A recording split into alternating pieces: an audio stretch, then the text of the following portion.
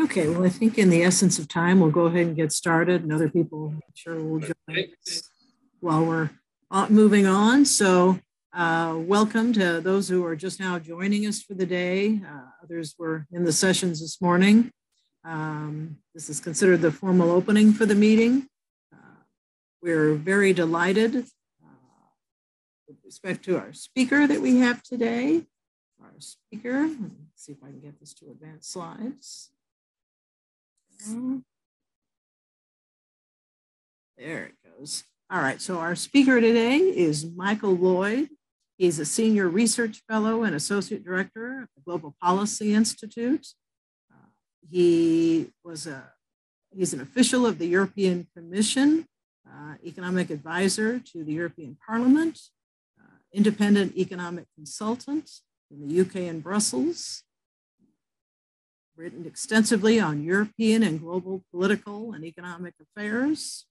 He's published any number of books, The Federalist Revolution, The Revolution of Civil Society, British Business Banking, The Reemergence of China, The New Global Era. His current book, The Central Bank Digital Currencies, which is the topic of this talk. So without further ado, I'll hand this over to Micheal Lloyd, and we'll go from there. Thank you very much, Kathy. Let me say how delighted I am to be making this presentation, and thank you very much for the invitation. I should have said good morning and good afternoon, whichever is appropriate. Okay, well, without further ado, Kathy, if you can put the first slide up, I'll start. The title, and it's the title of the book as well, is Central Bank Digital Currencies, the Future of Money. Money is clearly very important to all of us. It dominates our lives in more ways than one. But there's also a lot in the background that we don't recognize or realize. I mean, clearly, any economic textbook will tell you that money is used as a medium of exchange, a store of value, and it's also a unit of account. It's actually the unit of account which the others rest on. The unit of account is the key property of money. And that is because it's the only way we have of valuing every other commodity, every commodity. Money as a unit of account, of course, is not a commodity, but it is a necessary numeraire for commodity valuation. And also, and importantly, in any specific monetary jurisdiction, any country, there is a central bank, and that central bank issues so-called fiat money. You know, it's dollar, euro, pound, yen, whatever. And that is money which it guarantees in the sense that on any banknote, certainly in the UK, and I think it's elsewhere, the central bank that issues that banknote promises to pay the bearer the sum of whatever is written on the front of the banknote. And that's very important. It's a cast iron guarantee that if you present that to the bank, then you will get an equivalent amount of money. And money is strange in a way. In one sense, we can all create money in terms of credit. Because, I mean, you can lend your neighbor a bag of sugar, and at some point, you might actually get either the bag of sugar or maybe a packet of butter back. Now, if you get a packet of butter, you really want to know, was that equivalent to the bag of sugar? And the only way you can do that, actually, is by having a unit of account, the numeraire, the fiat money. So fiat money is extremely important, and it's different to private money. Now, actually, there's quite a lot of private money in any developed economy, 97% of the money in the UK, and it'll be the same percentage in the US, for instance, is private money created by commercial banks. They create money, and that money is private money. But it is guaranteed, because of the way in which the monetary system operates between commercial banks and central banks, it is guaranteed. So it's equivalent to public money, but it isn't public money, it is private money. Now, recently, we have seen the emergence of new private money channels and private money, so-called cryptocurrencies and stable coins, which are cryptocurrencies which are tied to the value of a particular currency, the dollar, the euro, the pound, the yen, whatever. And that changes the nature of the monetary system if it is allowed to develop in the way that some advocates of private money seem to believe that it can. The idea is that, well, why do we need public money in the first place? Why can't we just use our own private money? And indeed, that would be perfectly possible for internal transfers between different branches of very large corporations. It could be done. And to some extent, it is one of the markets for stablecoins.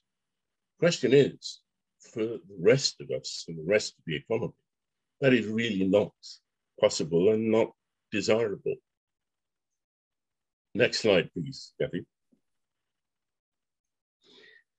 Now, why has this happened? Why have we suddenly had this development, this rush to develop cryptocurrencies? There are hundreds, even thousands of cryptocurrencies around, and quite a large number of stablecoins, which have been growing over the last couple of years. Development has been quite significant. I mean, they will compete with each other, and therefore there will be some that will go down, and others which will blossom. But the blossoming or development is not necessarily linked to the quality of the cryptocurrency. I'm not going to name names, but there is a bit of a problem there sometimes. Now, the one that everybody knows about, of course, is Bitcoin. But Bitcoin is not a currency. And although all the other currencies are called cryptocurrencies, they're actually not currencies. You can't actually use them in any sensible way as you would a pound or a dollar or a yen or a euro, because their value moves. It's extremely volatile, substantial movements, including in Bitcoin. So you might use them as a store of value, and you can certainly use them to speculate. But as a currency, no. Bitcoin actually, or advocates of Bitcoin, I'm not against Bitcoin incidentally. I think it probably will settle down and then be a sort of alternative to gold as a store of value. But the advocates argue that, well, you don't need trust, and Bitcoin doesn't need trust. Well, it doesn't need external trust, at least it thinks it doesn't, because the system is cryptographically sealed, so that those within the Bitcoin system are protected. That's not quite true, but I won't bother you with the details of what has happened on occasions. But of course, as soon as Bitcoin sort of integrates or interacts with the external world, then it actually usually means people turn it into dollars or yen or euros or pounds. Because that trust within the system is fine, but it doesn't operate between the system, the Bitcoin sealed system, and the real world. And that's true of all cryptocurrencies, so-called. Now, we know that we have increasingly a digital economy, the Internet of Things. And now we have the advent of digital money. Digitization is not going to stop. It's going to expand and increase and develop. For somebody of my age, it's quite incredible. I was born and brought up for many years in an analog economy. I've got used to the digital economy, and I will get used to digital money. Indeed, digital money, as I said, exists because the commercial bank system operates on electronic money. And most of us now use either via phone or computer internet banking. But the technology is driving this digitalization. It's driving the digital economy, and it's driving digital money. Now, the core of this sometimes is talked of as blockchain. Bitcoin is a blockchain. That was how it was developed. But blockchain is only one form of what are distributed, or what is distributed ledger technology and distributed ledgers. They don't all share exactly the same characteristics as blockchain. Some are more open than others, some are permissioned, some are not permissioned. Again, I don't need to go into the sort of technical detail for this purpose today. The core of distributed ledger technology for central banks is that the ledger must be shared and must be synchronous. So then any sort of network involving the central banks and other financial intermediaries, then they must be able to share transactions as they take place, and those transactions should take place simultaneously in every node on the network, every part of the ledger. That's the core that is necessary within distributed ledger technology. Now, some products, there are a number of products. The ones I've mentioned are the three main ones: Corda, Hyperledger, Quorum. It's interesting that Corda, in its publicity, says quite clearly that it is not a blockchain, and its structure is not that of a blockchain. It is a shared ledger, and it is synchronous. That's the key sort of element. But let's move on from the technology for a moment. The interesting thing about the motivation is that the driver has been the technology that I mentioned, distributed ledger technology. And the development of the cryptocurrencies and stable coins using that technology over the last few years, although that technology has been around a long time, in the financial sector is relatively recent. That, as far as the central banks are concerned, poses threats to financial stability, both within monetary jurisdictions and globally, as we'll see later. The second motivation, so the first motivation for central banks looking at digital currencies is the threat to financial stability pushed by the technology development behind it. The second is the decline of cash. And this has been particularly noticeable during the pandemic, that the use of cash has reduced. And in some jurisdictions, in Sweden, for instance, the use of cash is around about 10%. It varies across the world. I mean, there's actually today, there's a survey published in the UK by the Royal Society of Arts that said that actually 10 million, or 1 in 5 of the population in the UK is still reliant on cash and does not want to see it disappear. So I think one shouldn't, one has to be careful about suggesting that cash is simply going to disappear. And I know of no central bank that is looking at the issuing of digital currencies that is also talking about abandoning cash. They're all that is not on the agenda. Now, the other thing which has happened, this is the positive motivation for the use of digital currency and central bank digital currency, is the massive expansion of smartphone usage. And this is everywhere. This is not just in the developed countries. It's in China massively, but it's also in Africa, in the Caribbean, in the Middle East. Pretty well every young person in the world seems to have a smartphone.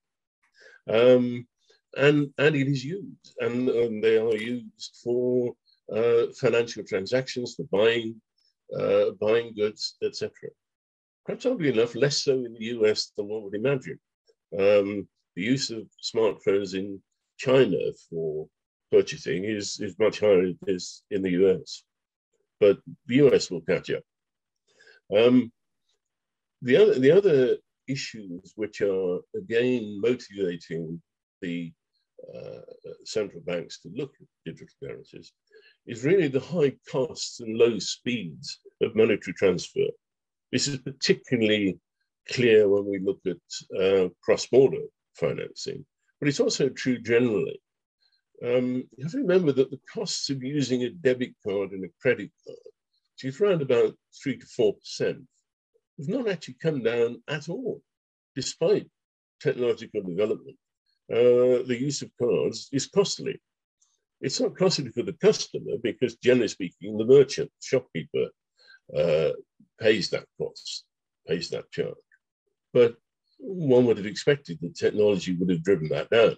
In fact, it hasn't, partly because there's an effective duopoly or triopoly in terms of credit cards and debit cards. Or certainly credit cards. So those are the opportunities. There are negative pressures and there are positive pressures on central banks to look at issuing digital currencies. Kathy? So what are they actually doing? Well, first of all, something like 90% of central banks are engaged in one way or another with exploring the potential of central bank digital currencies.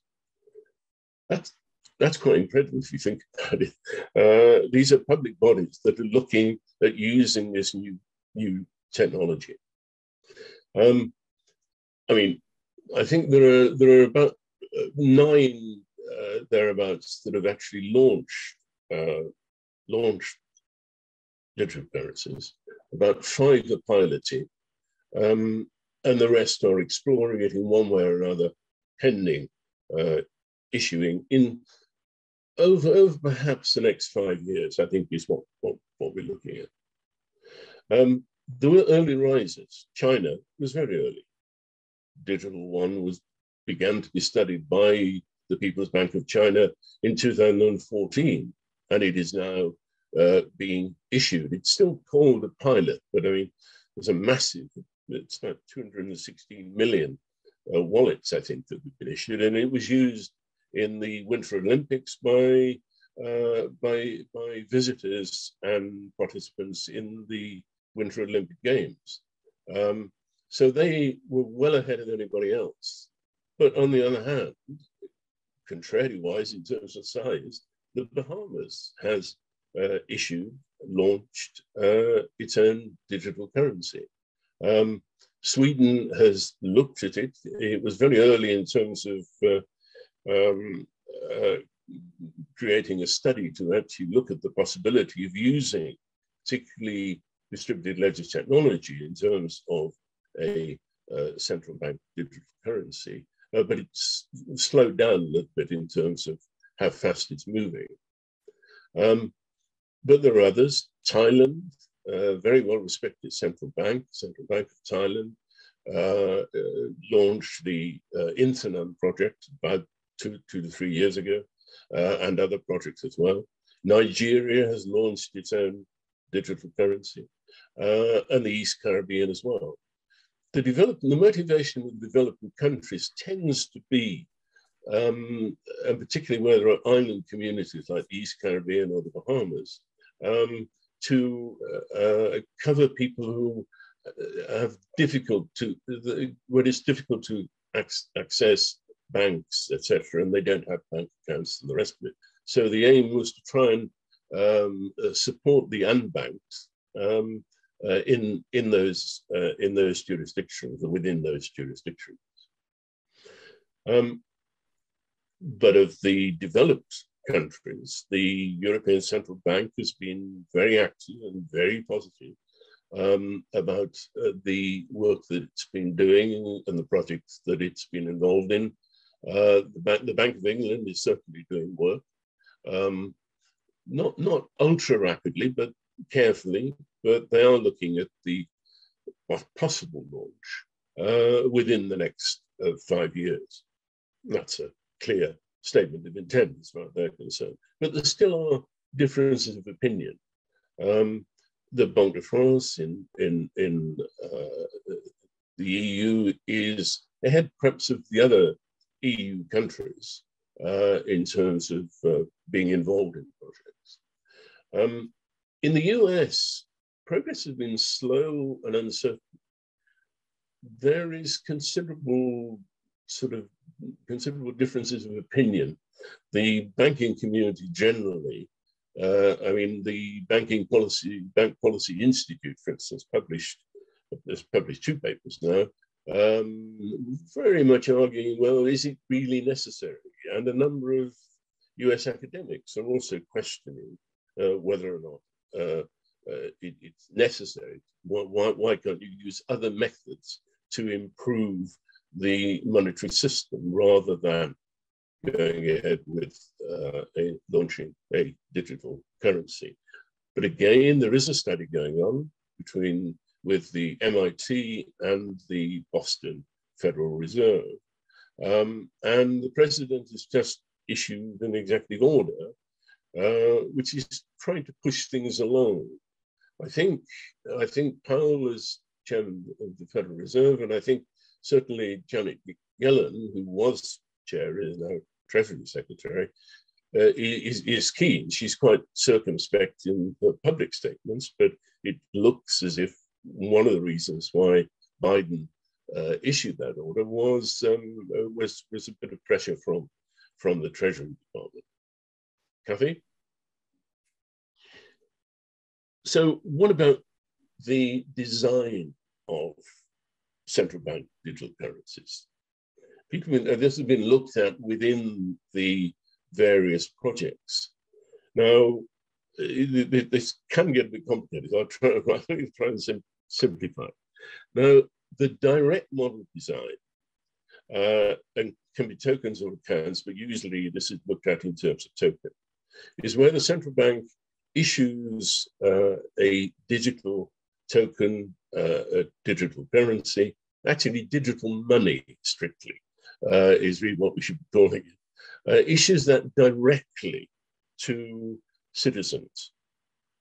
And it takes on the management of it, the control of it, the protection of it, all the rest of it. So it would it would actually have to set up either a centralized or a distributed ledger to actually be able to cope with the work that would be required. I don't think, because of the costs involved, the effort involved, you'd have to operate in the same, you'd have to manage the money as well, in the same way as banks use the know your customer to methods of actually running a commercial bank, supplying private money to the general public. So I don't think the direct model design is one that really is going to be considered by the vast majority of central banks. The opposite to that, of course, is the indirect model design. Now, the IMF doesn't even consider this a central bank digital currency, but it is one where the central bank issues the currency. to commercial banks. And that's all it does. It issues the currency, and then it takes no further part.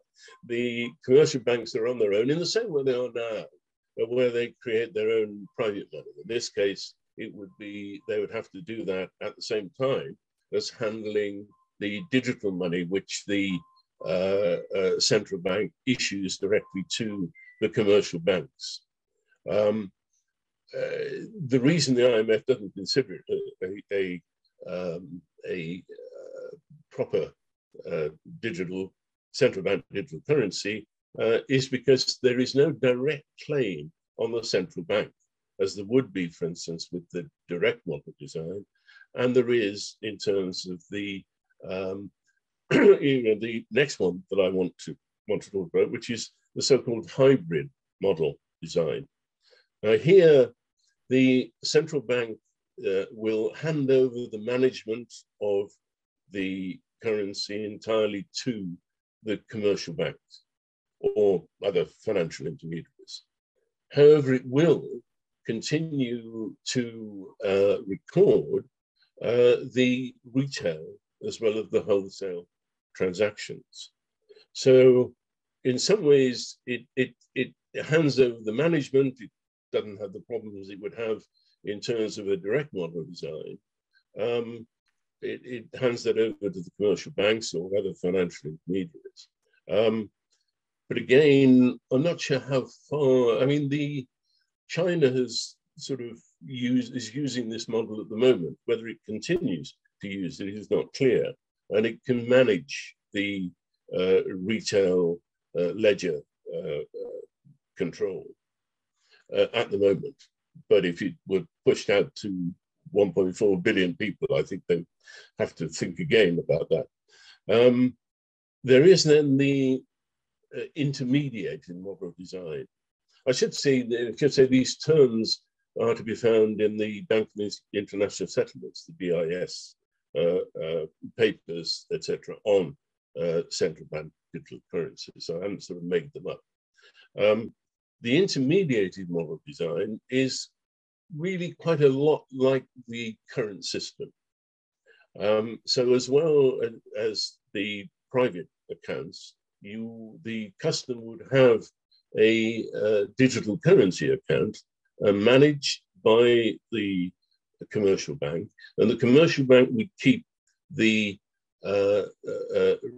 record, keep a ledger of the retail transactions, all the retail transactions. The central bank would only, as it does now, keep a record of the wholesale, the netting out of credits and debits, and what's left is what the central bank deals with in terms of clearance and final settlement. Now, the two-layer structure is simply a way of, if central banks want to use distributed ledgers, then they can do that and have an application programming interface, which would be where the customers would not actually see any difference. That would be simply an interface with their commercial bank. And so that's a variant. It's something which many banks, including the Bank of England, is looking at. Kathy? Now, there would clearly be considerable impacts on commercial banks as well as on customers. Those impacts could be substantial. Depends very much, of course, on the model design as to how much difference customers would notice. In the intermediated one, apart from having a central bank digital currency account, it'll probably be account-based, could be token, probably account, then they wouldn't really notice much difference. Their bank would operate in the same way with regard to their interface.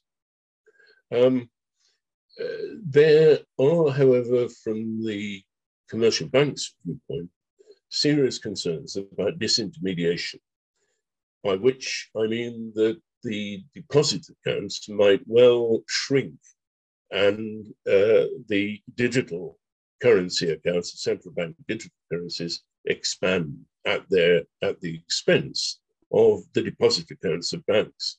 Now, if that happened in a very substantial manner, that would create a problem. Whether it will, I think it seems to me unlikely that it will. And certainly, I think some of the central banks, I mean, John Cunliffe, the Deputy Governor of the Bank of England, has said that he thinks commercial banks will be able to adjust to it, and there won't necessarily be any major reduction in deposit accounts as a result of any launching of the digital currency. Again, that to some extent will depend also on the model design. But it also depends on the attitude of customers and how they behave. And we don't really have much idea about how customers will behave.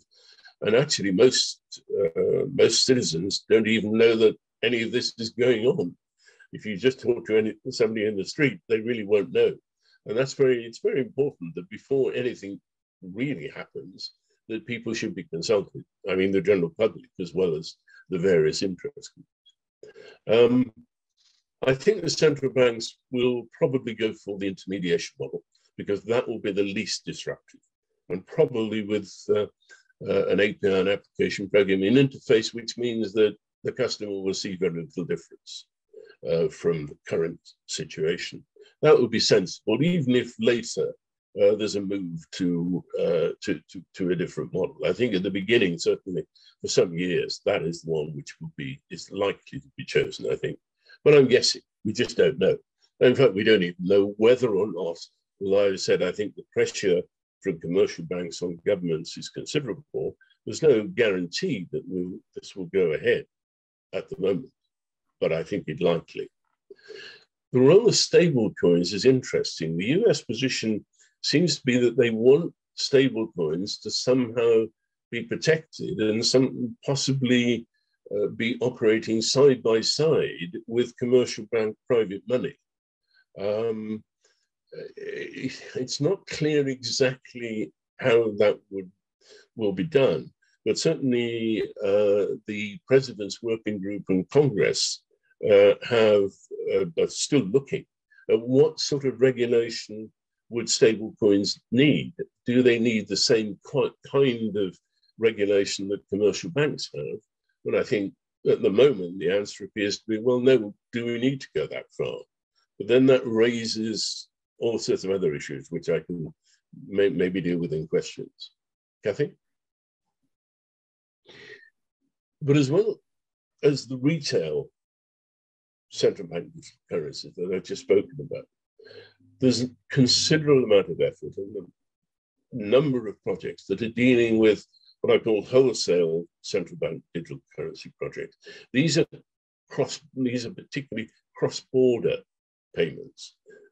Any kind of financial transfer, whether for trade or tourism or capital movements, that transfer across borders.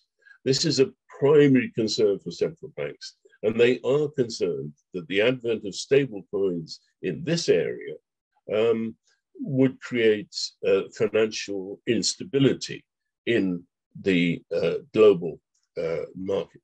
And I think that's something which explains their keenness to become involved in quite a lot of projects. The Bank of International Settlement, which of course is the central bankers' bank, is involved in a so-called M-Bridge project, multi-currency bridge project, and that aims at producing a sort of prototype for using central bank currencies for cross-border payment, including using distributed ledger technology to do that, and to set up a prototype that could be the beginning of an international standard on cross-border transfers. There are a number of projects, again, I won't go into detail, Project Jura, Dunbar, and Helvetia. If people want to look at those, the Dunbar has just reported, Helvetia reported a couple of months ago, There's quite a lot of progress going on there. And it's worth looking at that to get an idea, particularly on the cross-border aspect. And the use of distributed ledger technology being involved in those projects. The results are promising at the moment. And it is that area where I think one would see more rapid progress than the 5 years that I've spoken about in terms of retail currencies.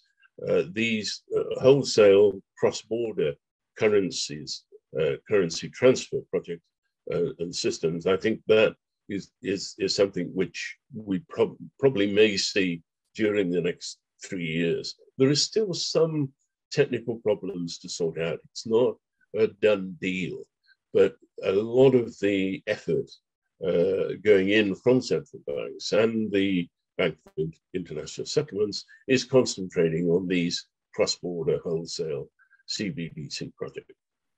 Kathy? Now, these are regional in nature, sometimes quite large regions. I mean, the M-Bridge project includes China and the United Arab Emirates as well. So it's not just confined to a region in the sense of the immediate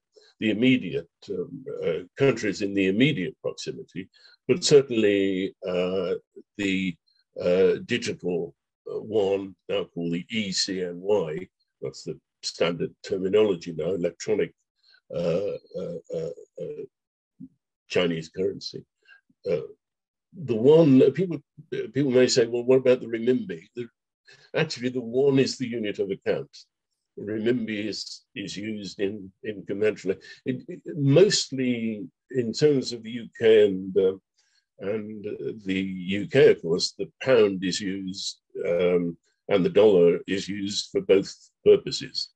Although sometimes the pound is called the pound sterling, and that, strictly speaking, is the unit of account. But the potential to expand across jurisdictions, these kind of super-regional projects, is considerable. However, having said that, smaller jurisdictions may be tempted to themselves experiment, I mean, in limited regional areas, to go for a common digital currency. Depends on the trade. I mean, usually within narrow regions, there is quite a lot of trade. I mean, obviously we have globalization, so trade is global, but a lot of trade does go on in smaller areas, and they may be tempted to develop their own digital currencies. The digital yuan expansion is something that countries, and particularly the US, is particularly concerned about. I read an article recently by a US commentator that was almost paranoid about what was likely to happen if the digital yuan was allowed to kind of expand in this way. I think the euro area is interesting because the payments area for the euro area operated by the ECB goes well beyond the euro area itself. It has something like 36 countries that actually use that payment system. So you can see the possibilities of these kind of super regional digital currencies used for cross-border purposes. And some of those will also, it may actually be retail currency as well, but I think we're looking at wholesale currencies here, wholesale cross-border currency usage. Kathy? That really takes us into the international dimension. I'll stop there for a moment, just get a sip of water.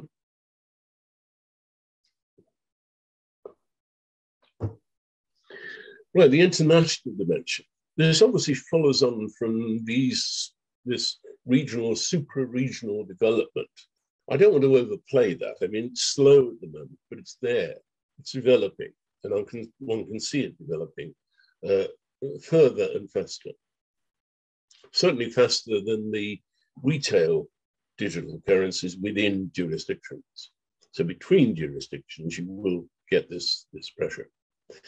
And actually, global financial situation is pretty fragile at the moment. The IMF produced a table late last year, which was really quite frightening. If you look at global reserves, then these are not really necessarily global in the sense that the IMF special drawing rights, which is thought of as, if you like, a sort of global settlement currency. It was 90% in 2007.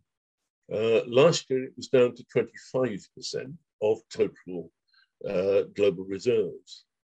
Regional reserves across a number of regions within the world, not, you know, that's East Asia, that's Europe, that's the sort of dollar area, and was 30%. And swaps, that is where central banks, particularly the Federal Reserve in the US, engages in providing currencies when countries require it.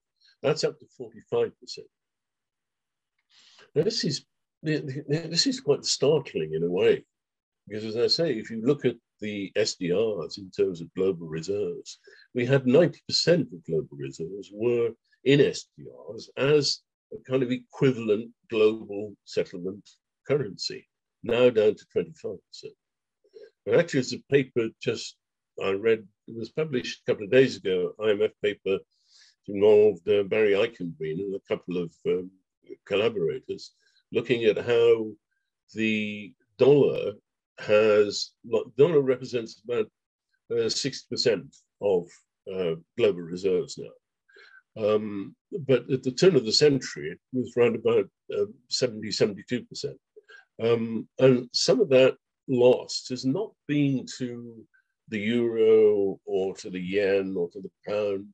Well, the yen and the pound are pretty stable, quite small. The euro did increase, but it's due to small countries, a lot of small countries actually developing, holding their own currencies as reserves, partly because of the trade that they do with each other, but so that the decline of the dollar is not simply, it's being outcompeted by the won or by the renminbi. In fact, basically, as a global reserve currency, the won represents about 3%, no more, of total global reserves, as opposed to the 60% dollar reserve share. So, and that's partly because China doesn't have yet a fully liberalized capital market banking sector. And I don't think it's going to happen very rapidly.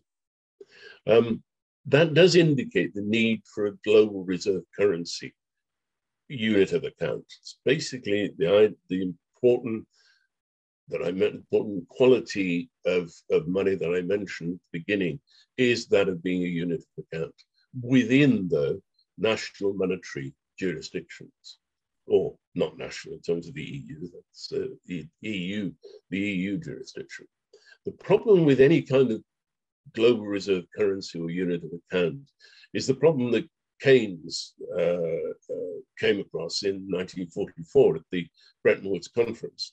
Because the aim, his suggestion was to have a currency which he called the Bancor, which would be a composite currency that would enable automatic clearance and settlement at global level, which of course is what happens at national level within monetary jurisdictions.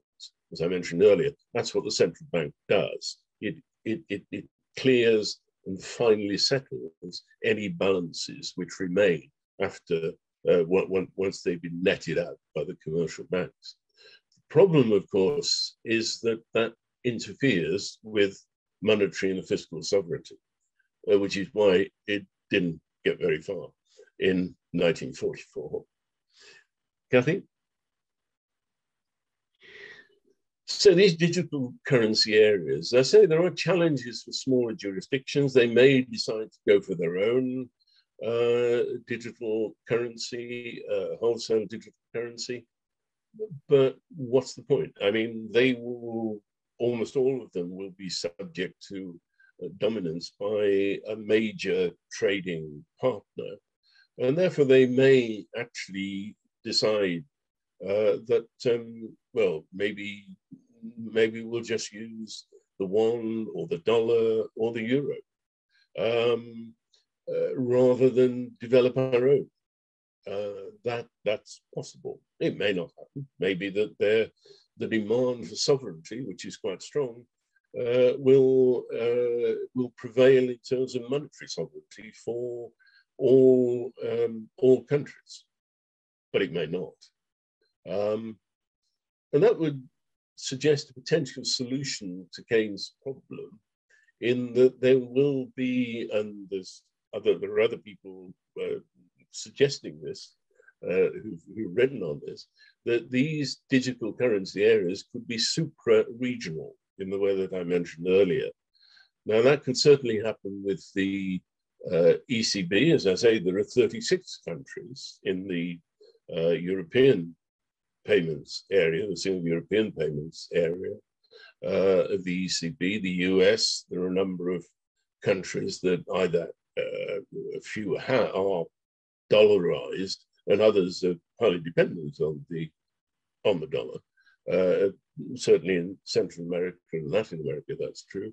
China, of course, is quite dominant in East Asia, and the digital one was initially suggested as something which could be used for trading purposes within the East Asia area. So this is not entirely fanciful that these supra-regional digital currency areas could develop. Now, if you only have, let's assume, I mean, it won't happen quite like this. Let's assume you just have these three areas, then it'd be much easier to get an agreement on and move towards some sort of automatic clearance and final settlement system globally, rather than the fragile and shaky global financial system that we have now, which has been shaken even further by the action which the US took to freeze the Russian the Russian reserves held outside Russia. So, with a smaller number of super-regional digital currency areas, it may be easier to gain agreement. It's a possibility. I'm not suggesting that it's anything likely to happen. I mean, I've suggested a 2-decade time scale on that one, so it's not going to be anytime soon. Kathy? So,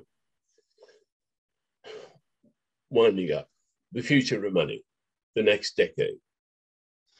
Important to remember that at the beginning, what I said was that the role of public money, of fiat currency, of the fiat currency within jurisdictions as a unit of account, this was critical to enable central banks to provide a necessary trust anchor for the monetary system and the economy as a whole. Public money is therefore a necessary public good. Private money is not. Private money can coexist, as it does now. And even it is possible that stablecoins can, as the US opinion appears to be shifting towards the situation, can also coexist with commercial banks in terms of the issuance of private money. Not quite sure what benefit that would have to the man or woman in the street, but it could happen. But I am concerned about, and I think there is concern within central banks about some of the private money advocates who seem to think you can simply do away with fiat money, do away with public money. No, if you do, that way lies a really difficult situation where you have no central trust anchor in a country, or for that matter, if we go that far, globally. I would say that wholesale cross-border central bank currencies will come earlier. They will tend to dominate. The development there will tend to dominate early. Retail CBDCs will be introduced far more gradually over the next 5 to 10 years, I think. But it's not going to be rapid, and there needs to be considerable consultation about this, including with the general public. The general public have a right to be involved in these decisions. We are talking about the future of money, and that's something that concerns, it should concern, and does concern, I think, everybody. So the digital monetary economy is coming, but it needs to be done carefully, properly, and with due consultation.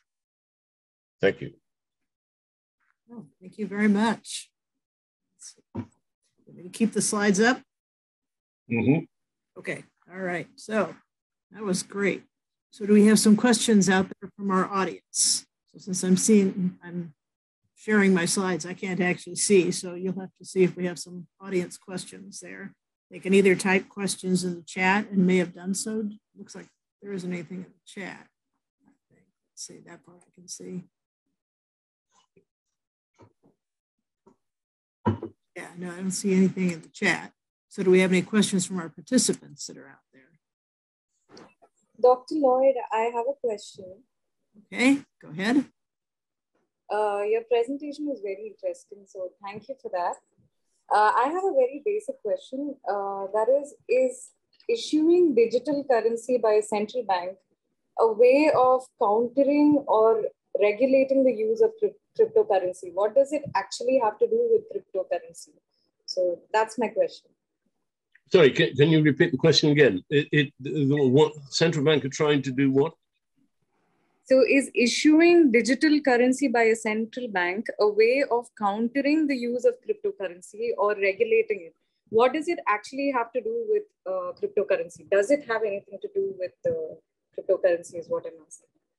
Well, I think, as I said, the main concern is to try to ensure that the public money exists and that the unit of account, the fiat unit of money unit of account exists. So to provide the sort of trust and guarantee that's necessary for not only the economy, but for society. At the same time, there will be some regulation of cryptocurrencies. I mean, I suspect that not stable coins, but a lot of cryptocurrencies may well have a pretty short lifespan. But the central banks are a critical part of the monetary system architecture that we've got used to, and they do fulfill a very positive role. I mean, some people will argue, well, we haven't always had them in history.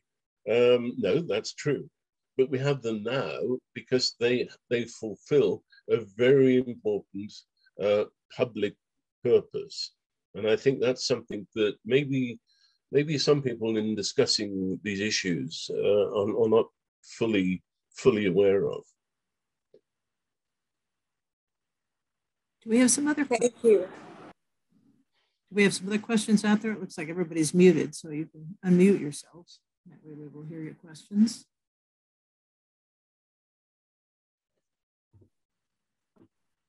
Okay, looks like everybody's a little shy today. Josephine, does that help? Mm-hmm.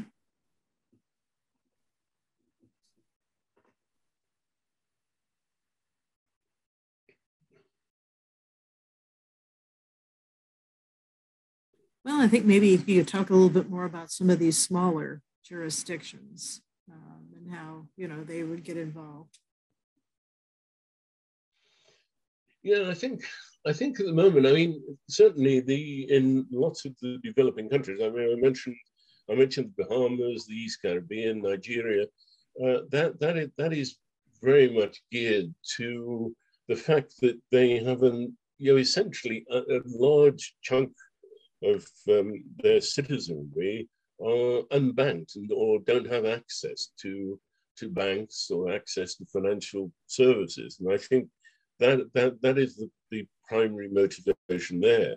There's also, for instance, in Nigeria, a lot of Nigerians work in other countries and send remittances home, and that's this may be a better way of actually ensuring the safety of those remittances and the ease of transfer and reduce cost in terms of sending money back to the families, back home in Nigeria and elsewhere. So I think that's one, particularly in Africa, I think, and to some extent in the Middle East and even in Latin America as well, I think, that's something which I think we should look at as a boon, a positive element of digital currencies for developing countries. Thank you. If I may ask another question, Dr. Lloyd. Of course. Does the function of a central bank, commercial bank change significantly when CBDCs are issued? And how does it change? You mean the specific relationship between the commercial bank and the central bank? The central bank, the commercial bank, and the commercial bank and the customers. Both. Well, it partly depends on the design model which is used. So I say if it is the intermediation model, then very little change will be noticed. I mean, the technology in terms of distributed ledger technology may well be used by the central bank, but it'll be hidden. It'll be hidden by the application programming interface. And the way in which the monetary system works in terms of clearance and final settlement by the central bank won't be any different to the way it operates now. And for the customer, they really won't notice much difference. But of course, it's something that you may say, okay, this is the trouble. If there's no difference, why are you doing it? But you're doing it to prevent the domination by private money advocates and by the development of stable coins. So the two things, the issuing of the central bank digital currency and the regulation of cryptocurrencies, crypto assets, exchanges, crypto exchanges, etc., and stable coins, that is going to go on at the same time. Now, as the US debate indicates, it could be that if stable coins can survive with a limited amount of regulation rather than full commercial bank or the regulation applied to commercial banks, which is pretty severe actually in terms of regulation. Maybe you don't need that for stablecoins. So some new element of private money can be included in a revised monetary system, which has central bank digital currencies, commercial bank private money, and stablecoins as well as private money, which could then more easily be used for transfers between branches of internationally operating companies. So what happens to lending activities? Because CBDCs are not really backed by actual cash. Does it really affect the proportion of the deposits of whatever they are digitally that banks can lend to other people? Does it change anything about that? No, because I mean, digital money is equivalent to cash, except in one respect, that you have to have some electronic cryptographic means of making sure it's not spent more than once. I mean, the advantage of cash is that a banknote can be used any number of times until it wears out and it's withdrawn from circulation.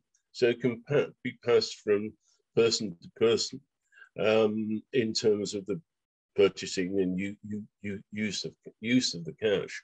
The digital currency, although you will be able to sort of get digital change, if you like, you won't be able to spend it more than once, because unless you have some control over that, some cryptographic electronic control over that, you could just go on spending it. Nobody will be able to control it. So there has to be some control. But that wouldn't affect lending. I mean, people can lend their digital account. They could lend money from their digital account if they wish. I suspect that it may be used for. There are two possibilities. It can either be used for transaction purposes, or it can be used for as a store of value. As for savings, and that will the mix of those will determine whether or not disintermediation and a reduction of deposit account occurs. Now, it's not clear. We just don't know, how it will be used. If it's used for transaction purposes, then there won't be any impact at all on deposits, on current commercial bank deposits. If it's used solely for as a store of value, as savings, as equivalent to deposits, then it will have an impact. And we just do not know what would happen. But so until we've experimented with it, we're not sure. I mean, clearly the commercial banks are not happy about this uncertainty. And there was a survey done by the Swiss, I think, to try and get some sort of handle on how it would be used and what the impact would be on deposits. And it came up with a figure of, well, the impact on deposits could be between 4% and 52%, which we just don't know. So it's important. Yeah. Do we have any other questions out there? Well, it doesn't appear to be. Let's see where we're at time-wise. I hope that means people will buy the book then. Pardon? I hope that means people will still buy the book. There you go. There you go. Well, if you want to make a plug for your book, that would be good. Who's publishing it and so forth. Yeah, Gender Publishing. It'll be published sometime probably at the end of May, I think, at the moment. It's the best guess. End of May, beginning of June. It will be, there's a book by, I don't want to promote somebody else, but Edward Passer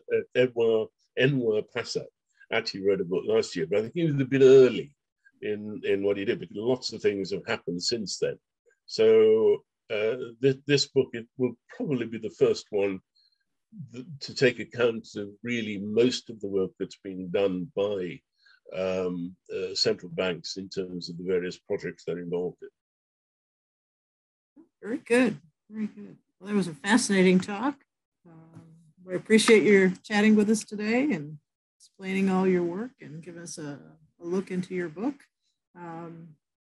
Hopefully we will get we'll get the recording posted so that those that missed the talk today will be able to see it. We'll put it out there on YouTube, and then we'll also have a link from our website. So that it's been a pleasure. I mean, if people, if you can attach my email to it, if people want to ask me questions by email, then I'm happy to respond to that. Oh, wonderful! That's very kind of you. Thank you. All right, now I'll add your email to the end of the slides, and then. I know what it's like. Where you see you've got one of these sort of half questions formed in your mind, except for Josephine, and you're not quite sure you want to ask them. Particularly on a subject that is really completely new to most people, I think. Yeah, I think so. I think that is a lot of the problem. You're still trying to wrap your head around the idea. Yeah. Well, very good. Well, thank you very much. Like I say, if anyone else has questions, I think we're done a little early, so people get a little bit of a break before the next set of sessions. The next set of sessions starts at 12 o'clock Eastern. So it's a little bit of a break there, and then we'll see everybody back. Thank you again. No, thank you, Doctor. Thank you, Kathy, for sharing. I should go and have a cup of tea now. All right. Take care. Thank you. Okay. Bye then. I'll stop sharing.